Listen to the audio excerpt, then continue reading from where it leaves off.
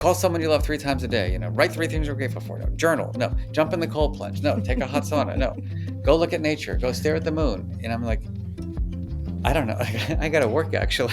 I'm uncomfortable with how you're feeling. I can't fix it. And I want this to stop. I don't want to feel this anymore. It's essentially like a polite way of telling someone, it sounds polite, to shut up. Like, honey, you're amazing. Yes. And it's like, no, actually, you don't know you can't sing.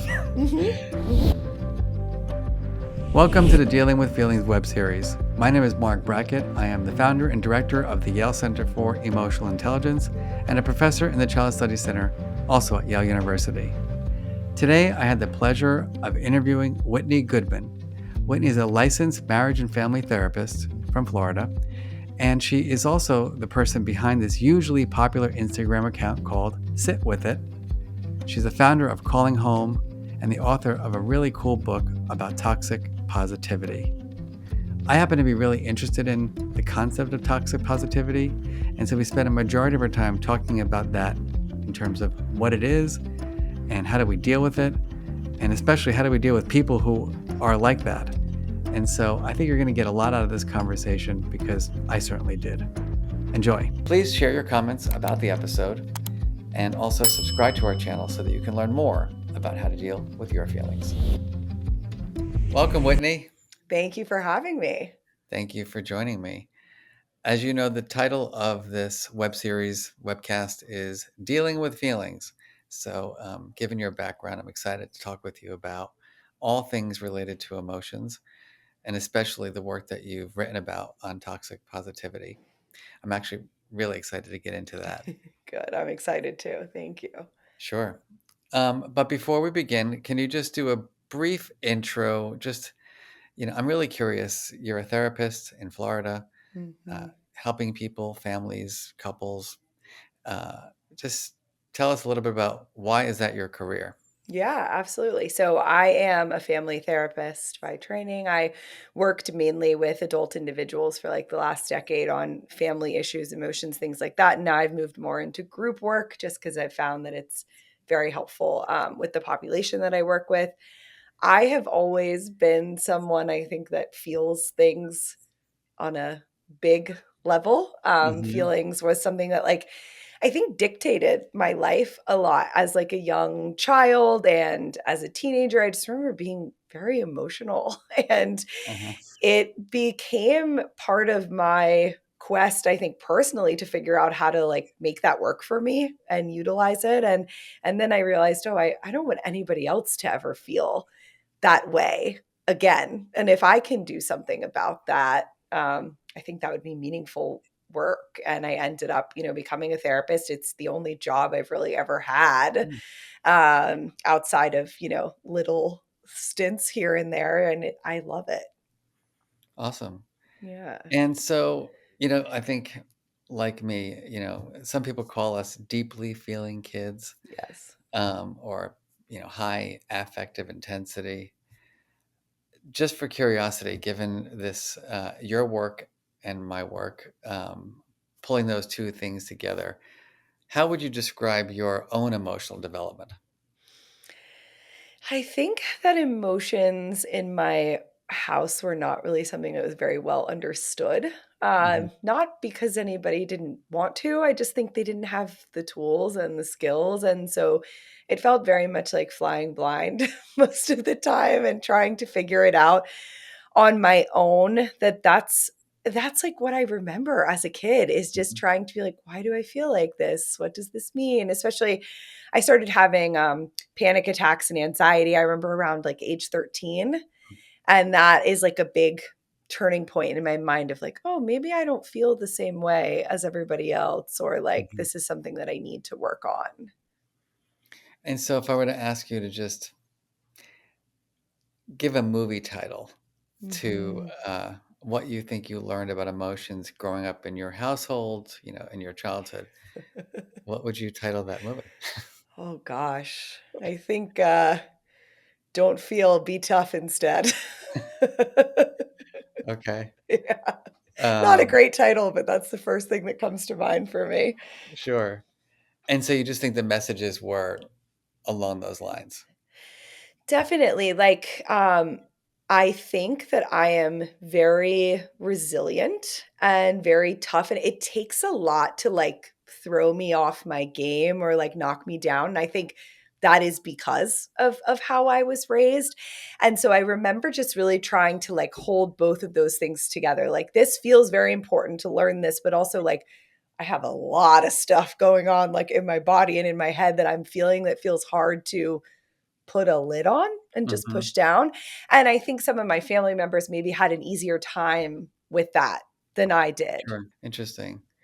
And so, one of the things that I've been really interested in is, not everybody has parents. I didn't have those parents. My Mhm. parents were great people. They loved me, but they were the type that would be, my mother was very anxious and would say things like, I can't handle this. And my father was that toxically masculine kind of guy, as we call it now. It's like, son, toughen up.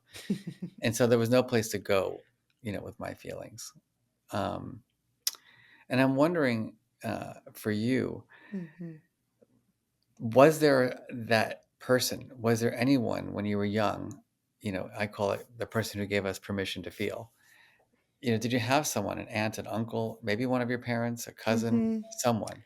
Yeah, I think my mom was that for me. I definitely felt like it was okay to share, but it was more, I think there was definitely more focus on okay, we've shared. Now what are we going to do Mhm. about this? Right. It was a big focus on utility, and Mhm. just getting to the next thing. But I did feel like I had that person, which has made a huge difference in my life. Yeah. It's interesting because my research shows is like there's these two different things going on. There's the safety piece, which it sounds like you had, which is great. But one of the things that I found is that when we ask people to describe, as I call it, from my own work, their Uncle Marvin's, the person who gave them the permission to feel, the thing that's not there is like the problem solving or the fixing. Interesting. It's more along like non-judgment, good listening, empathy, and Mhm. compassion. And I'm curious, how does that resonate with you? Not so much about your childhood, but Yeah. in terms of your work with your patients, your clients. Mhm. So, when I wrote my book, Toxic Positivity, that was a big part of it for me, was that everybody is so focused on fixing. And Hmm. I fell into that as a new therapist, being uncomfortable with how people felt, Hmm. feeling like I needed to do something about that. And I think that was something I learned in my house, and that a lot of us learn, right? Is if you feel something, how can we make it better and fix it? Exactly. And my husband and I have talked about that too. I think men can be prone to fall into okay, you've shared a feeling with me. Now, what are we going to do about Mm. it? And that's been such a big part of my work, is can we help people just get more comfortable sitting in it and saying, I don't know what to do, but I'm not going to leave you alone Mhm. in this feeling. Yeah. Um, it's funny you say that because so many people, when they talk about like emotion regulation, it's all about moving out of the feeling. It's Yes. not about being comfortable with the feeling. And I think actually in my newest research, which I haven't even shared with anybody yet, Oh, exciting. um, when I'm predicting different forms of emotion regulation, whether it be kind of the acceptance strategies or the breathing exercises or the cognitive reframing, all the things that Mhm. in terms of what predicts like happiness in life or life satisfaction or even purpose and meaning in life, what I'm finding actually is that it's this radical acceptance of my emotions, that the strategy is not even a strategy, it's more of a mindset, and that if you have Mhm. that mindset, um, it just seems to be out predicting even the relational stuff. Everybody's Mhm. talking about we need relationships, which of course we do, social support. Thoughts about that? I Help me interpret the results. Yeah, I love that this is showing up in the data because it's what I already feel. And so obviously it feels good to have that The be validation. validated by the research. I think for me personally, radical acceptance has been the most transformative skill that I have learned, just to be able to say, it's okay that I feel this way. It's normal, it's expected, it's going to go away, it's going to come again is wonderful. And that's a skill that I'm always trying to teach people, Hmm. especially when it comes to family relationships and things that we can't change about other people, is that we've got to find a way to look at this and just say, this is how it is. And Yeah. then I can decide what I want to do about it. And do you notice, if you're more like me, that like for the self, um, it's easier than for other? Yes. It's Yes. like I have total self, like I'm anxious, I'm good with it, I'm overwhelmed, I'm okay. This too shall pass or whatever. But then when I see someone I care about or love, in that emotion state, like I do go into the fixer mode. Oh my gosh. Say, I would say one of my biggest flaws is that, especially with my spouse, I will Mhm. become the most annoying person on the planet if I think he's in a bad mood. Like, are you okay? Is there anything I can do? What is it? I'm just going to keep asking you. So tell Yeah, me why? now. Yeah, it's like heartbreaking to see someone who's not It, feeling, pleasant, absolutely. Yeah. which is a great segue into this book you've written and something I'm dying to dive deeply into around toxic positivity Mhm. because so many of us get accused of being that for people or the way we kind of address emotions. And so let's start off with, what's your definition? Yeah. Toxic positivity is really the unrelenting pressure to be happy and positive all the time, no matter what the circumstance. And what I found is that this is something that we can put on ourselves or on others. Mhm. Usually it's both. Okay, so let's do a little role playing here. Yes. Whitney, I don't know. I don't think it's going to work out. Yeah, You just got to look on the bright side. It might get better. You don't know. I don't think so. Mm, I feel like you're just being really negative and you need to let's try to have some more positive thoughts about it. Yeah. So it's like there's no like real connection, if I'm Mhm. correct. And it's sort Mhm. of just like, probably do you find that people who are toxically positive are uncomfortable with A feeling these hundred emotions? percent. 100%. I think that's at the core of it. I don't think these people are bad people. I don't think they want to shut you down or dismiss you. It's really, I'm uncomfortable with how you're feeling. I can't fix it. And I want this to stop. I don't want Hmm. to feel this anymore. Yeah, it's funny because being a neurotic psychologist myself, when I'm around people who engage in that kind of, it really just, there's nowhere to go in the conversation. And so I'm curious if you find that it just sort of like it sort of shuts off good quality relationships and communication. Yes, I think that was a big component of what I wanted to get at with this is that it's essentially like a polite way of telling someone, it sounds polite, to shut up, and to stop talking about what they're talking about. And it And feels that way. where do you think, like, how do people become toxically positive? Mhm. It is so deeply entrenched in our culture as Americans, right? We are obsessed with happiness. I think, through my research, I found that we see this in religious communities, we see this in the business world. Like, you're always told that you're just one positive thought away from the next thing. I mean, we've been told we can cure disease with our thoughts.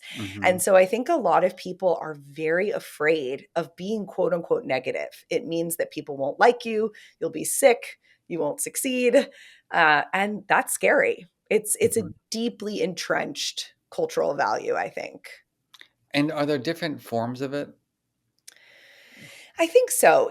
I find that there are some people who they are afraid to like tap into their feelings, so they utilize like that positivity as more of like an avoidance strategy. Hmm. And then there are, of course, those people that just like they want to be seen in a certain light. Maybe they want to be Hmm. looked at as a happy, positive light person. We all have different motivations, I think, for performing that way. Yeah, I appreciate that. So, for example, the there's that piece of us that's sort of like, I don't want you to worry about me, and so it's going to be fine. I'm telling you, everything's going to work out. It's just going to be great. Mhm. Um, that's one form of it, like you're saying. Um, and then, gosh, there's like so many directions to go with this. I'm curious to know, in terms of in your work, with patients who are themselves engaging in toxic positivity, or they have a significant other who just tells them, like, just be happy, get over it, move on, it's going to be fine, look at the bright side of things. How do you help people move past that mindset? Mhm. I really think the first thing for people is, and you talk about this in your book, is learning how to even label and feel feelings, right? That's something that I noticed so many people struggle with in my office, is that they don't even really know anything outside of like happy, sad. Hmm. And happy is bad, sad is good. And so sorry, flip that. Yep. Yeah. Good catch. And so they are trying to like avoid that bad feeling so much that I just want to work on even like that feelings wheel of trying to see what else can you notice in your body? What other feelings might you be able to identify, and putting labels to them before we even try to deconstruct, Hmm. all this other stuff, or move away from it, almost like an experiment, or in a way. So step one is just kind of more radical self-awareness, Yes. like really identify what I'm really feeling. Because I think probably, getting back to what you said, as one form of toxic positivity is avoidance. So it's Yes. like, before I even, if I get the feeling that something unpleasant is happening, I'm just going to like move into the everything's going to be fine kind of mindset. Exactly. So you don't even Exactly. get to the labeling piece, because you're just sort of like, Totally. the, it's almost like anticipatory defensiveness. Absolutely. It's like, oh, I know that when this feeling comes up, it's bad. Or what I initially noticed was that a lot of people think that if they have bad, quote unquote, bad feelings, bad things will happen to them, right? And this can almost become kind of like an obsessive compulsive type of thing, where you think your thoughts are going to manifest into certain outcomes.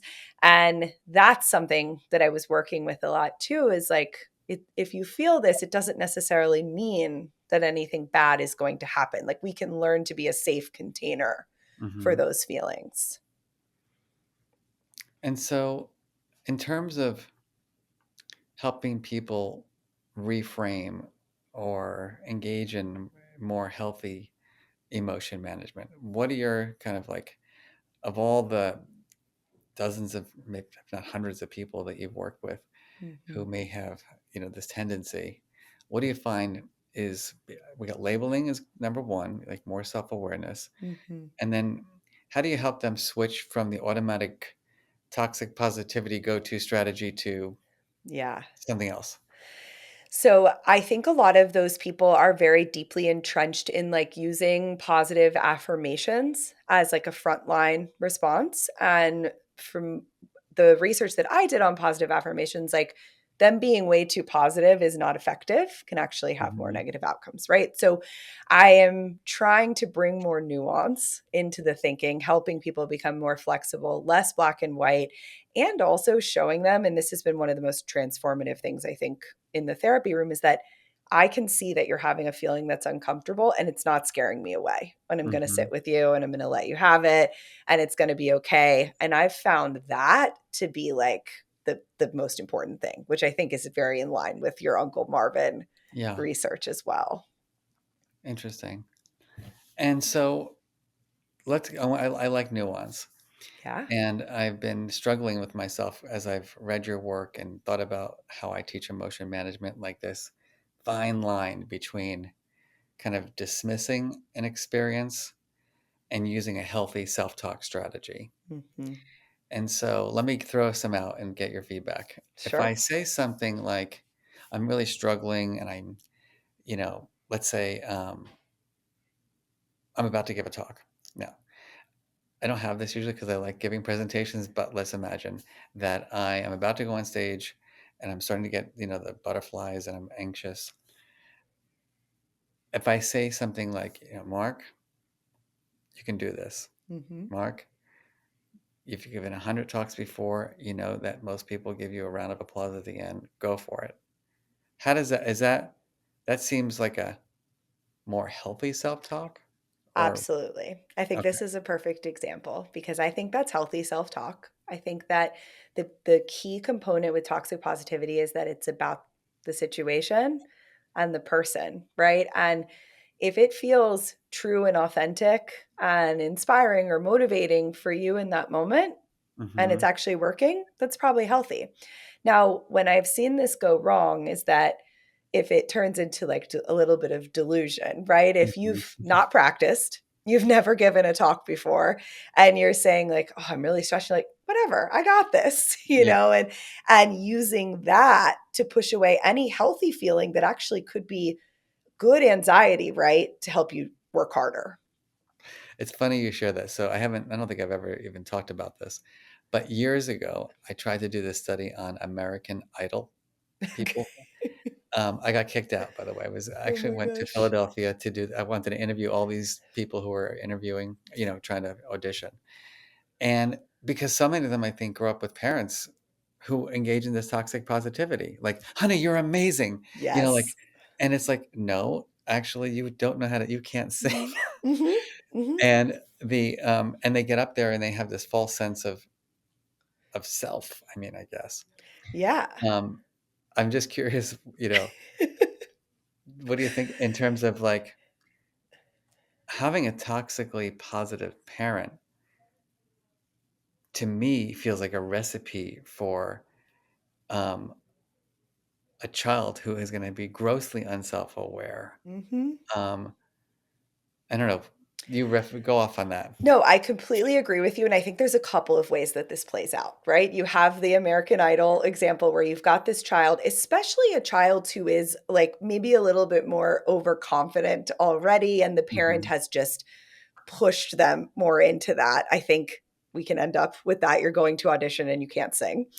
And then you have kids, I think, who have a lot of big feelings. They feel very conflicted about things. They have a toxically positive parent who really comes across as quite dismissive Hmm. and might stunt their emotional growth in that Hmm. way. And I think there's, of course, people in the middle of this. I'm thinking of my own life that's something that I feel like my parents actually did a really good job at was like it's okay to be bad at certain things and don't put a ton of effort into the things that you're just really not good at. And let's try to focus on a few things and get really good at them. And I feel like that helped me like not be overconfident in certain areas and also not waste my time on stuff that was Right. such a struggle for me and wasn't going to be important. Hmm. Yeah, it almost, as I think about this more with these American Idol participants, um, it also can create like a weird dissonance, I think, for the kid. Yes. Because what do you mean I'm not good? My mother told me I'm fabulous. What do you mean? Mhm. Like, Mhm. there's something wrong with you that you don't think I'm good. But then the whole thing is built in this delusion of one's competence. Yep. Yep. And then you end up likely having like an adult tantrum of sorts when someone tells you something that isn't in line with what your parents have been telling you. And of course there's ways to softly deliver that message as a Mhm. parent, but it's important. How much do you think this toxic positivity is conscious versus unconscious? I think it's very unconscious for most people until they become aware of it, and then they start to notice it. Like, it's funny even around, like, my friends and family that they'll be like, "I know that sounded that way," after they Mhm. say it after I wrote the book, we're joking, but I do think that a lot of people are like, "Huh, that doesn't feel good when people do it to me." That's usually the first awakening, and then they notice that they're doing it to others. Mhm. Yeah, so we're building out a little model here. We've got like self-awareness, like check in with your feelings. You're creating the conditions where people can have these unpleasant feelings and not feel judged. Um, moving away from kind of those blanket kind of statements like it's fine, or it's going to work out, or Yeah. it's perfect, or just look at the bright side of things.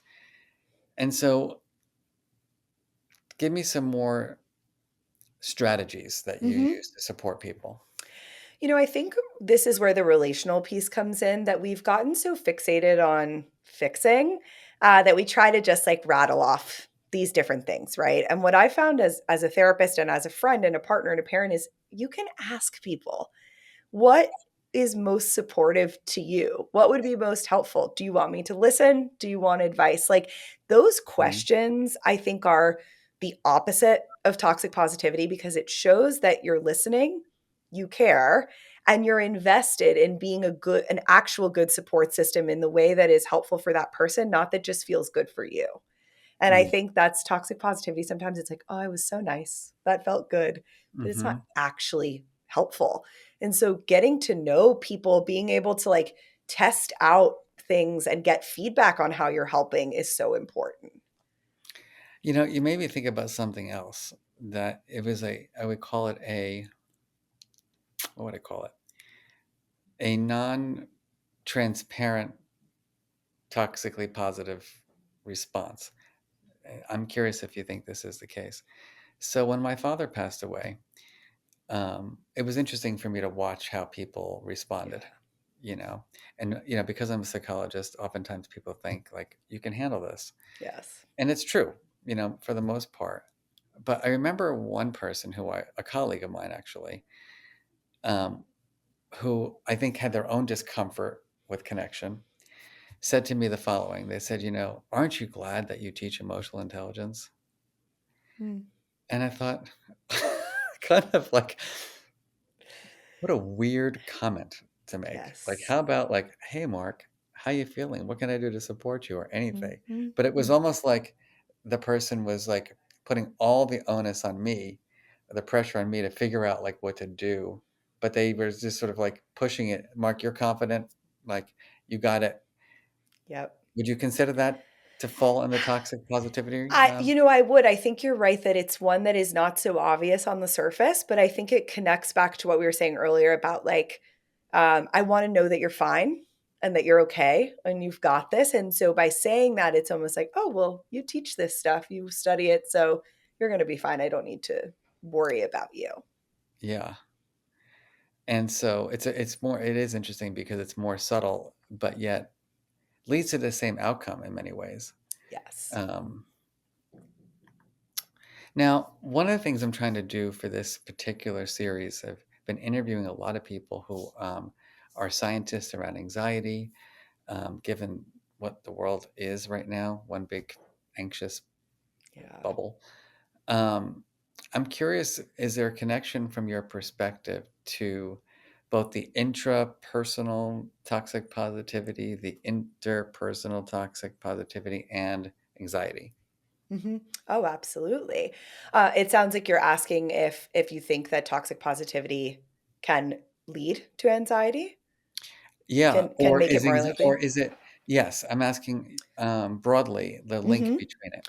Yeah, I think that there is like a circle kind of happening here, right? That of course when people are anxious, they want to feel good and they want those thoughts to go away. A lot of them are Mhm, using positive thinking in order to do that, which in turn leads to more anxiety because they're ultimately suppressing their feelings, not doing anything about them, and they get stuck in this feedback loop is my experience until we can kind of exit and start to say, what's actually going on here? What's fueling the anxiety? How mhm. can we actually work with it? We've talked a little bit about some strategies. What do you think in terms of, development? So, I'm also thinking now, like, my brain is firing with all these different thoughts that are not really coming together yet for me around child development, around parents, like with the American Idol example, going back to that, like it's a protection factor. I don't want my kid to get hurt. And do you see a link there in terms of this work on toxic positivity and parents' kind of like perceptions of Mm-hmm. this is going to help my kid be successful and not get hurt? Yes. I think this is where we can definitely define these parents as like very good intention, right? They want to protect their children, but they also want to protect themselves from having to feel their child's pain or discomfort. And I'm a parent. I understand that feeling and Mhm. that compulsion. But in the end, I think it really does such a disservice to both the parent and the child because you cannot connect Mhm. if you're doing that. You could be pushing your child, like we said, this American Idol example, into things that they're not really good at. We're also not teaching our child any skills to actually deal with the real world when you do that. And I think Mhm. that's at the core of like why toxic positivity is bad, is that life is inherently painful, right? And there's a lot of ups and downs, and we need to have the tools to be able to deal with that. Mhm. Yeah, it's sort of like it's like the ultimate form of dismissing, a real quality relationship. Um,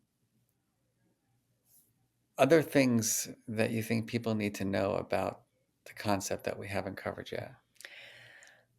I think that I would want everyone to feel like this sense of I understand why people are so drawn to this. And I think that when I started talking about positivity not being great, there was a lot of pushback on that Mhm. because it's like how could I be more negative? Why would that be a good thing?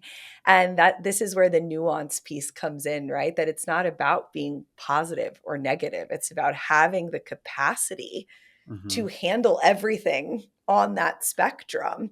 And that when you try to live like this life where everything has to be positive, you are always going to feel like you're failing because Yeah. you're never going to be able to stay there. And I think that's what I noticed. Everyone that was coming and sitting on my couch, it was like, I know I should be grateful, but I know I should be more positive, but. And I'm like, Mhm. why? Like, this is therapy. That's the one place you can do that and you're feeling that way. And so just, telling people that like there's so much more life on the other side of kind of surrendering to the fact that you don't have to be positive all the time.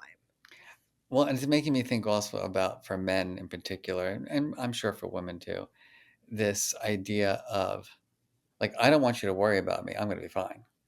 And so there's this like mindset for men that if I'm not toxically positive unconsciously, you're going to Mhm. think I'm weak.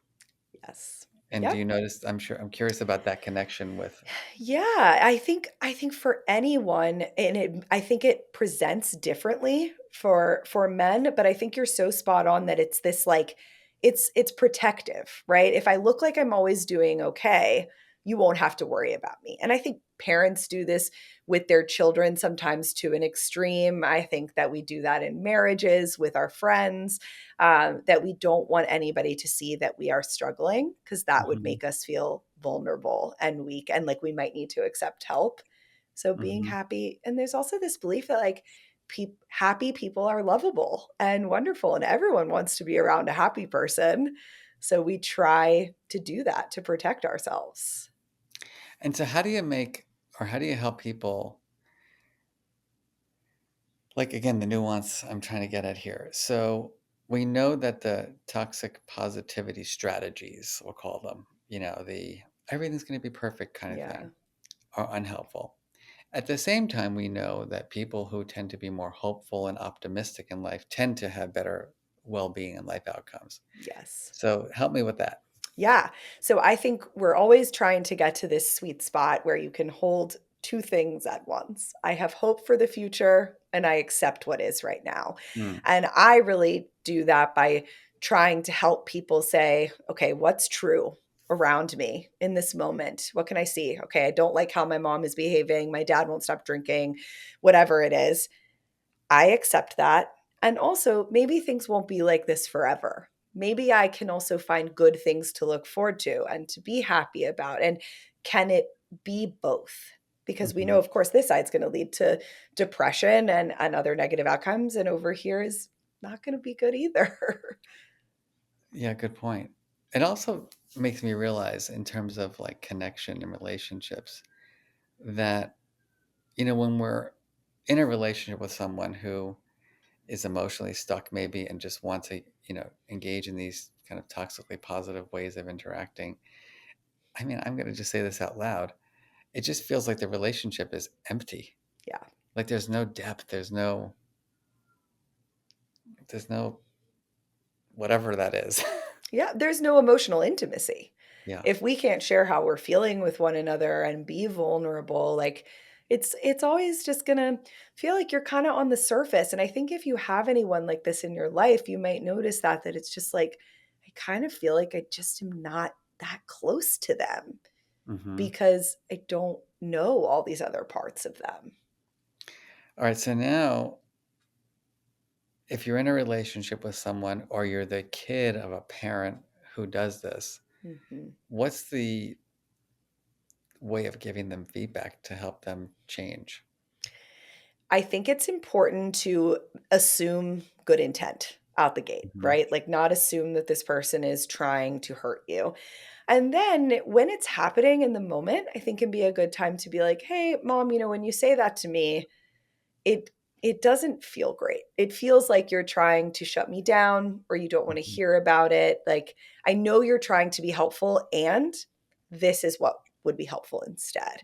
And Okay. for some people that might be I want you to give me a hug and like I'm one of those people like I don't want to be hugged when I'm upset, so Uh, I'm not going to say that I think we we we can work have on that one. you're like, oh, red flag.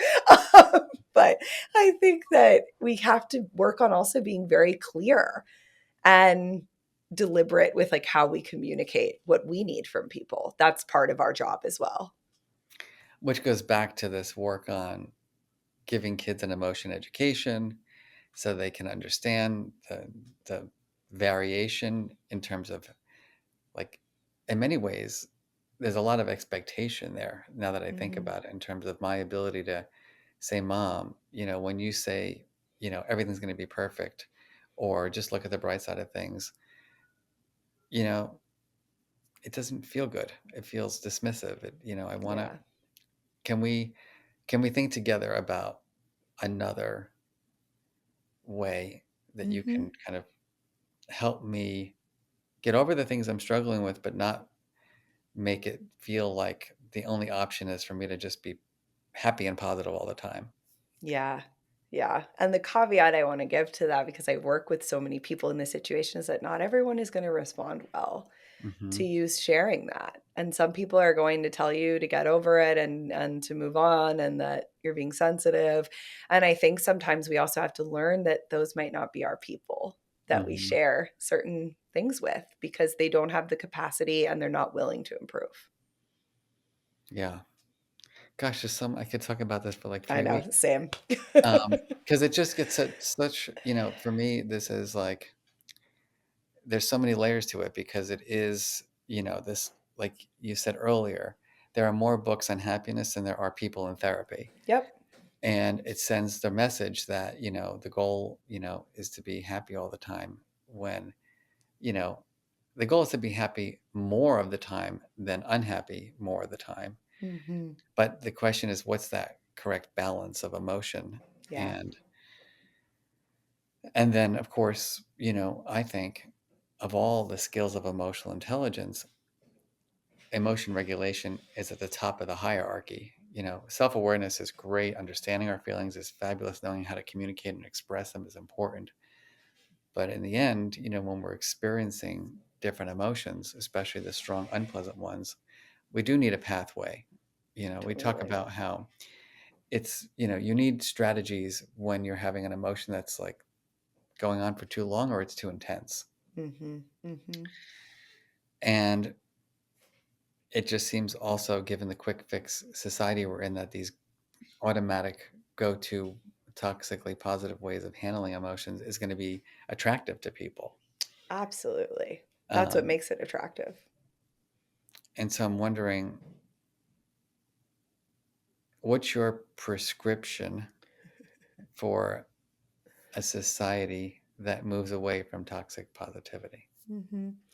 I think we need to get more comfortable with discomfort.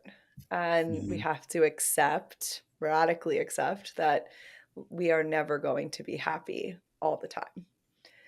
And that means like embracing life as being messy and not always seeing that as a personal failure, but just like the reality. And I think That's not something everybody wants to accept. It's not black and white. There's a lot of nuance, and I think that's something I say in my book is that a lot of people are not going to like that concept because they want a book Hmm. that's like, here's 5 ways to a happier life, and that's Yeah. not my message. My message is the opposite of that, and it's not as attractive, I think, sometimes. It's funny because I now I'm thinking like not even the language that comes out of it, but I mean, you could also categorize other things to be in this space in terms of these. I was listening recently to a few podcasts, and it's like these happiness people, whether they're researchers or not, it's like, call someone you love 3 times a day, write 3 things you're grateful for. No, journal. No, jump in the cold plunge. No, take a hot sauna. No, go look at nature. Go stare at the moon. And I'm like, I don't know. I got to work actually. Yeah, no, it's insane, and I've never seen any of that work for somebody who doesn't already have a foundation of living in a safe place and having access to resources and all of that, and, you Yeah. said there's all these happiness books, and, like, that's the question I always come back to is, like, "Why has this not worked yet? We've been doing this for so many Hmm. decades. It's not working." Yeah, so that's another question I have for you, actually, which is, we've had 35 years of science of emotional intelligence and well-being. I was actually a fellow in this movement called positive psychology back in the day with people that you would know, like Martin Seligman, who Yeah. kind of talked about learned optimism and researched it, and Csikszentmihalyi, who was the founder of the flow theory, and Ed Diener and psychological well-being and life satisfaction, and all these conferences I went to, and that launched a field, Mhm. 35, 40 years now. And then you look at the data, the Surgeon General's warning, Yeah. parents are burnt out and depressed, kids are more anxious than before, everybody's lonely. And so what's your take on how we've flooded people with the science and practice of healthy Mhm. regulation, but yet, Yeah, I think we've failed people in trying to create this individual sort of tool that you can use to make yourself happy. And we've made people that don't achieve that failures mm, in a way. Even when you look at, I talk a lot about the language of like people who beat cancer or who survive these things, that we use a lot of this type of positive and negative language with people around positive thinking, that I think we have to go back to this being a group project versus, mhm, just something that each of us do on our own, and saying that if someone can't achieve it, there's something wrong with them. mm. Let me just absorb that for a minute. Take your time. And so it's kind of a push from like the individual in figuring things out, or finding ways to make themselves happy, and you're saying and think more at a collective level. Mhm. I'm always like, my brain thinks systemically about all of these types of issues, that I don't like when anybody tells me like nothing was influenced by any other variables, right? Hmm. Like this person just achieved this because of this one thing. And what I find is that a lot of people overemphasize the impact of like their positive thoughts on their outcomes, and they Hmm. don't consider the family they were raised in, the food Hmm. they blah blah blah, I can The go on all coach, day. the yeah. Yeah, and I think we need to get back to that of like, let's look at all the reasons, that someone ended up in this place. Like, yeah, working hard and thinking you can do it is one piece, but God, there's a million other things. Hmm. All right, so I'm going to ask you to kind of engage in a little reflection with me. Okay. Let's take a nice long inhale and an exhale. Just bring ourselves into our last few moments together. And my big question for you is the following. I'm going to ask you to imagine a world uh, where people understand these concepts better. They really have a deep understanding of the work that you've done on toxic positivity. They understand the value of raising children with an emotion education. What do you see as being different? Oh, so much. I think people would be kinder to one another. I think there would be more understanding. I would hope for less violence or extreme reactions to things. I truly believe that that could make the world so much better of a place. Thank you. Hmm. And final question, well, two questions. Parents raising kids, top three things they need to know about the work you've done to support healthy child development. Hmm. Yeah, so I can tell you that with outcomes that I see in adults, that these are the top three things. So I think that a parent who is able to validate, show up, and be with their child's emotions, so, so important. Not making your child your therapist, not overly sharing what's going on in your inner world or making them responsible for it. Extremely important. And also managing sibling dynamics in a healthy way, not pitting siblings against each other, comparing them, things like that. Mm-hmm. Those are three huge issues I see among adults with their parents. Yeah, I can imagine that's a big one, especially with kids with different temperaments. And if you have Yes. one kid who's kind of biologically more prone to experiencing pleasant emotions, Hmm. that's got to be a recipe for. Yeah. I have two like that, and it is interesting. Even at how young they are, I can see it.